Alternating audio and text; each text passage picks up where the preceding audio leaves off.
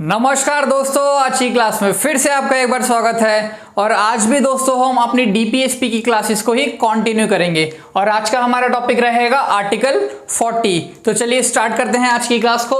दोस्तों आर्टिकल 40 मैंने बोर्ड पे लिख रखा है, एक बार आप इसको देख लीजिए, बाकी फिर मैं इसको आपको समझाता हूं। इसमें लिखा है that state shall strive to organize. ये वर्ड दोस्तों इंपॉर्टेंट है, ऑर्गेनाइज। अभी मैं समझाता हूं क्यों।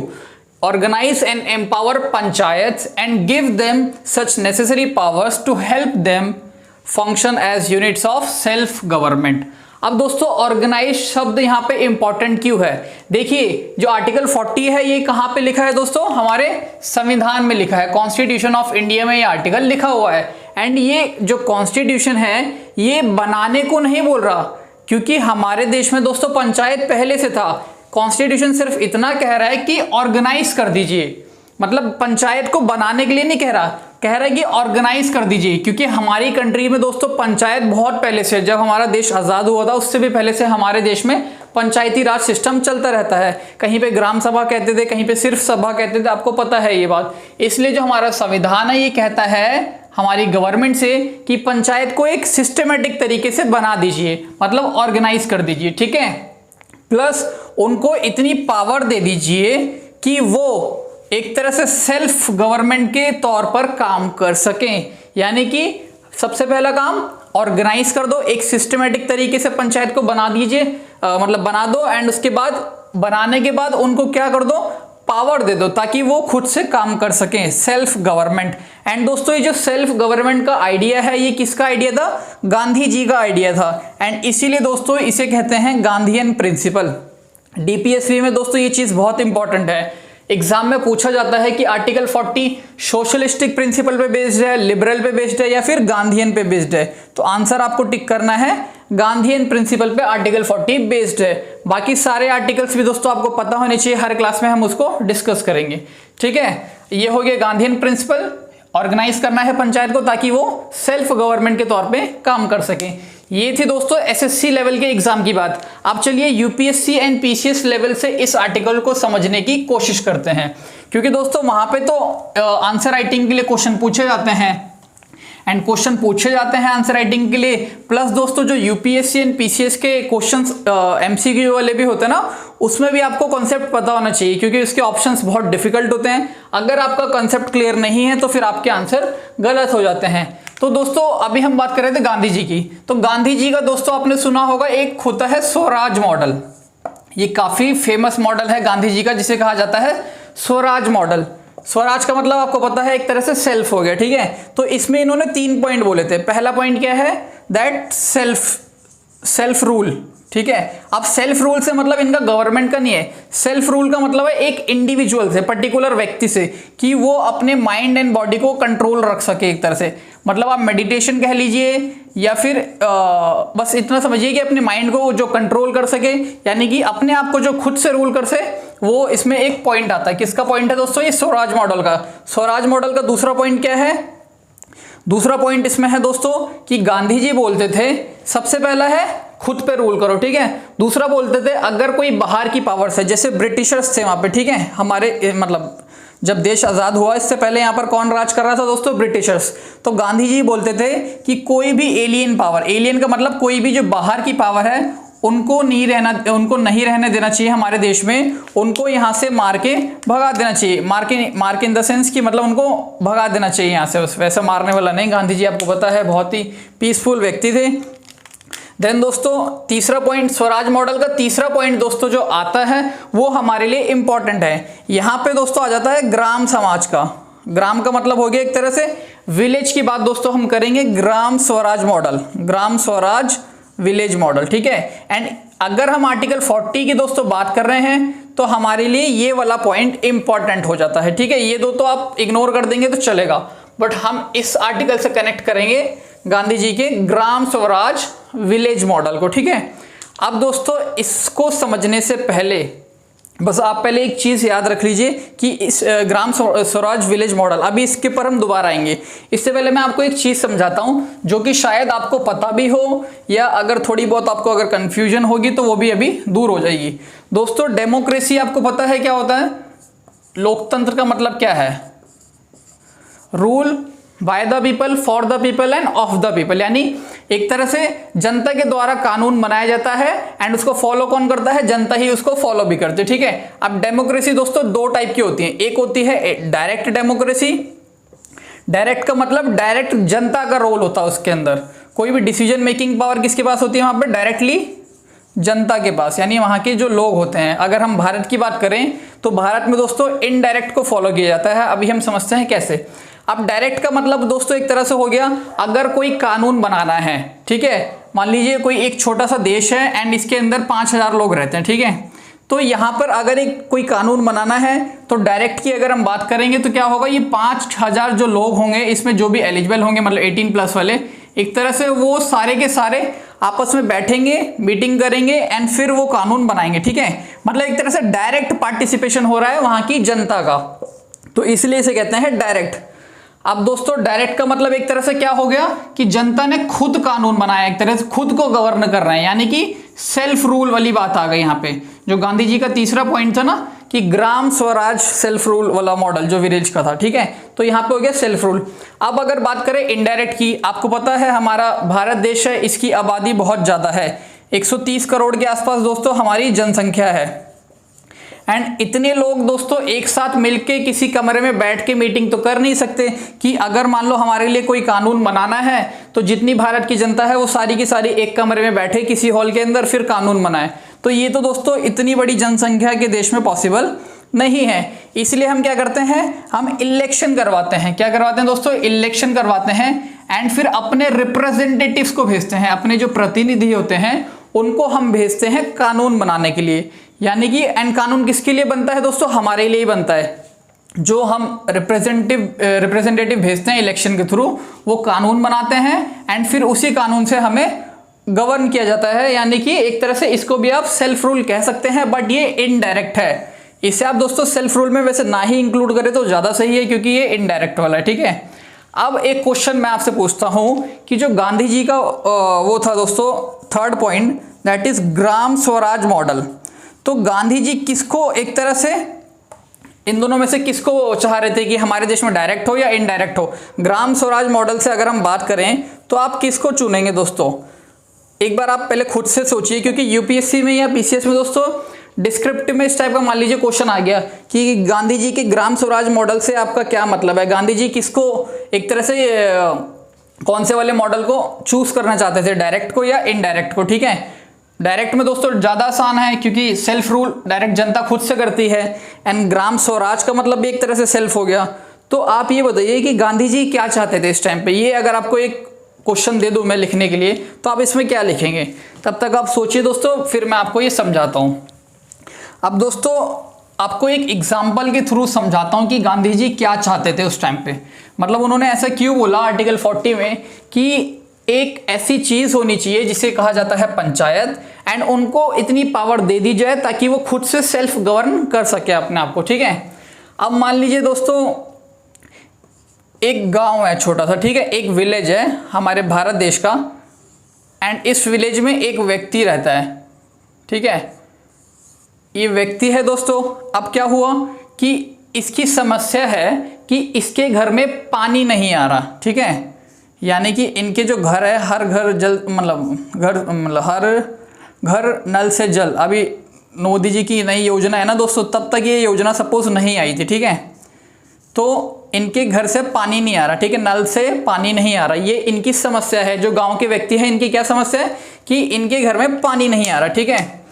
अब विलेज के बाद दोस्तों आता है स्टेट लेवल एक तरह से, ठीक है, यानी कि अगर हम बात करें उत्तर प्रदेश की तो उत्तर प्रदेश का ये एक गांव हो गया, एंड स्टेट की बात करें तो एक तरह से यहाँ पे कौन सबसे हाईएस्ट पोस्ट हो गई, सीएम साहब, यानी कि योगी आदित्यनाथ जी होगा, ठीक है।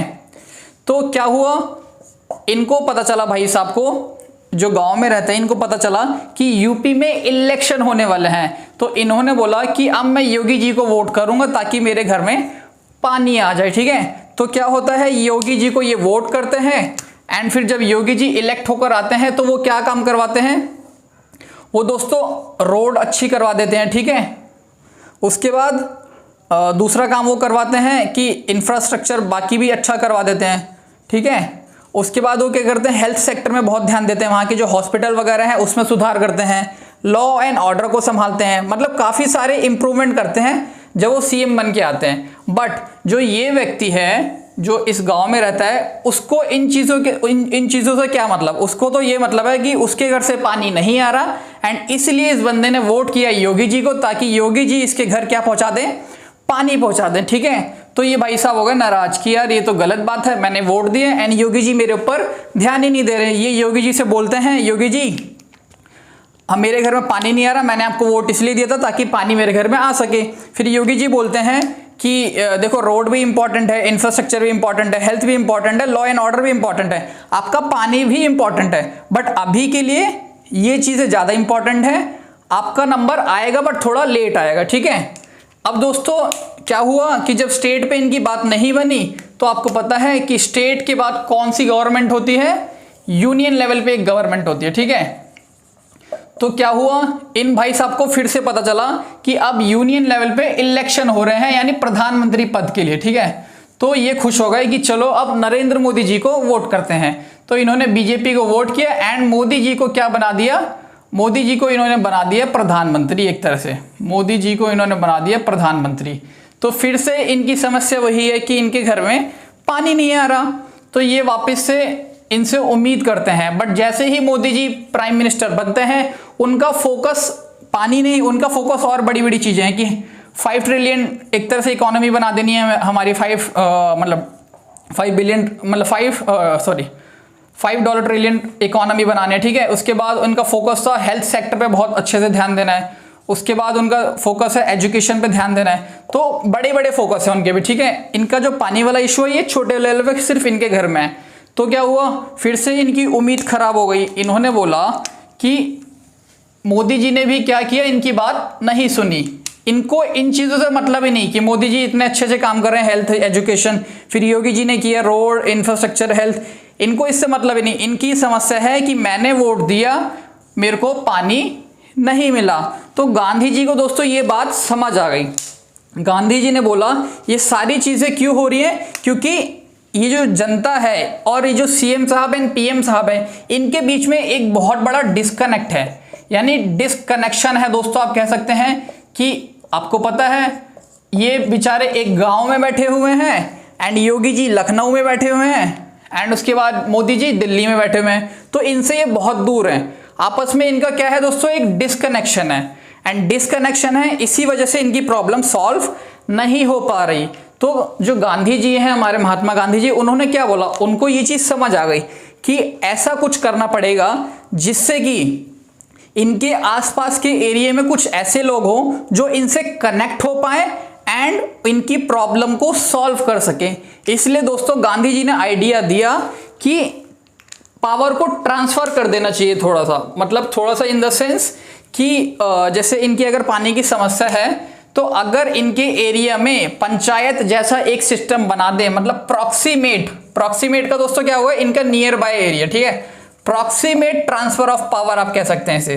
प्रॉक्सीमेट ट्रांसफर ऑफ पावर का मतलब क्या हुआ कि इनके जो क्लोज में जितने भी मतलब इनके जो आसपास का जो इलाका है ना, थोड़ी सी पावर उनके पास भी दे दी गई, ताकि अब जब इस गांव के बंदे को कोई भी समस्या आए तो ये सबसे पहले किसके पास जाए, पंचायत के पास। एंड क्यों, अब दोस्तों अगर इनकी समस्या जो है, मान लीजिए गांव का बंदा है, ठीक है, इनके घर में पानी नहीं आ रहा, तो वो पानी सरपंच के घर में भी नहीं आ रहा होगा, क्योंकि वो उसी गांव के अंदर रहता है। यानी कि फिर क्या हुआ दोस्तों, आपस में एक कनेक्शन बन गया। कनेक्शन इन द सेंस कि इनके घर में भी पानी नहीं आ रहा एंड जिनके पास पावर है उसके घर में भी पानी नहीं आ रहा। तो इसलिए गांधी जी का ये आइडिया था कि ये लोग बहुत दूर हैं, पीएम और सीएम, इनके आसपास यानी जो गांव में लोग रहते हैं इनके आसपास भी हमें कुछ ऐसी पोस्ट बना देनी चाहिए, मतलब सरपंच टाइप, जिससे कि इनकी प्रॉब्लम एक तरह से विलेज में जो रहते हैं लोग उनकी और सरपंच साहब की प्रॉब्लम अगर सेम रहेगी तो एक कनेक्शन बना रहेगा एंड इसकी वजह से फिर इनकी प्रॉब्लम सॉल्व हो जाएगी। तो गांधी जी ने बोला कि हमें प्रॉक्सिमेट ट्रांसफर ऑफ पावर करना है। इसलिए दोस्तों आर्टिकल 40 में क्या इंक्लूड किया गया, पंचायत। एंड इसमें लिखा गया है कि हमारे देश में जितनी भी पंचायत पहले से काम कर रही है उन सबको एक सिस्टमैटिक तरीके से ऑर्गेनाइज करिए एंड ऑर्गेनाइज करने के बाद उनको इतनी पावर दे दी जाए ताकि वो एक तरह से सेल्फ गवर्नमेंट के तौर पे काम कर सके। एंड इसीलिए दोस्तों डीपीएसपी के इसी आर्टिकल की वजह से 73rd एंड 74th कॉन्स्टिट्यूशन हमारे संविधान में ऐड किया गया। आपको पता है दोस्तों कि हमारे संविधान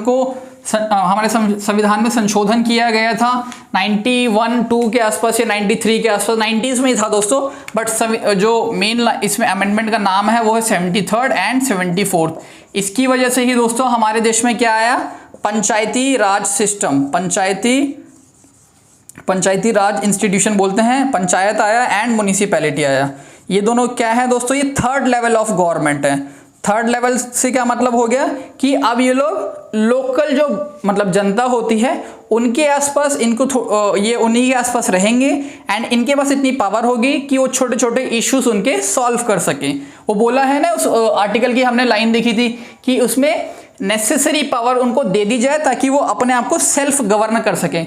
नेसेसरी का मतलब कि थोड़ी बहुत इतनी पावर उनके पास होनी चाहिए कि इनके घर में पानी आ सके, आसपास कोई गंदगी ना फैलाए।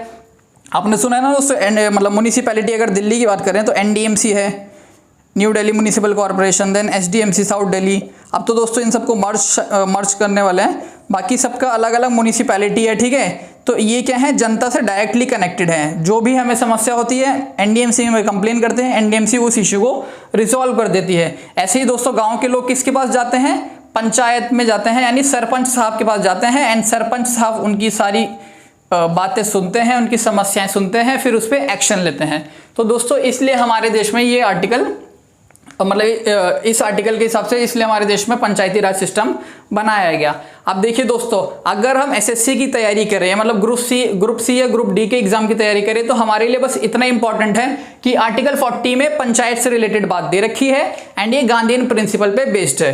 बट अगर आप एक यूपीएससी एस्पिरेंट हैं एंड अगर आप पीसीएस एग्जाम की तैयारी कर रहे हैं तो दोस्तों फिर आपके लिए पूरी स्टोरी एक तरह से बहुत महत्वपूर्ण हो गई है। आपको एक तरह से कंसेप्ट समझना है हर चीज का। यूपीएससी में दोस्तों रट के आप पास नहीं हो सकते। आपके जब तक कंसेप्ट क्लियर नहीं होंगे तब तक आप एग्जाम को क्रैक नहीं कर सकते। तो आपने यहाँ पे काफी सारी चीजें सीखी होंगी कि एक तरह से ये जो गांधी जी का आइडिया था ये ऐसा क्यों था। हमने बात करी दोस्तों क्योंकि पीएम साहब एंड सीएम साहब एक आम जनता से काफी दूर रहते हैं, एक डिस्कनेक्शन रहता है दोनों के बीच में। एंड अगर हम थर्ड लेवल पे एक गवर्नमेंट लेकर आ जाएंगे, थर्ड लेवल का मतलब दोस्तों वही है पंचायत एंड म्युनिसिपैलिटी। तो थर्ड लेवल पे अगर हम गवर्नमेंट एक लेकर आएंगे तो इनका कनेक्शन बना रहेगा किसके साथ, जनता के साथ। एंड जनता के साथ अगर कनेक्शन बना रहेगा तो जनता की समस्या सॉल्व होती रहेगी जल्दी से जल्दी। तो दोस्तों मैं उम्मीद करता हूं आपको ये टॉपिक अच्छे से समझ आ गया होगा। एंड दोस्तों अगर आपको ये टॉपिक अच्छे से समझ आया है एंड आपको वीडियो पसंद आई है तो इसको ज़्यादा से ज़्यादा शेयर करिए। बहुत बहुत धन्यवाद।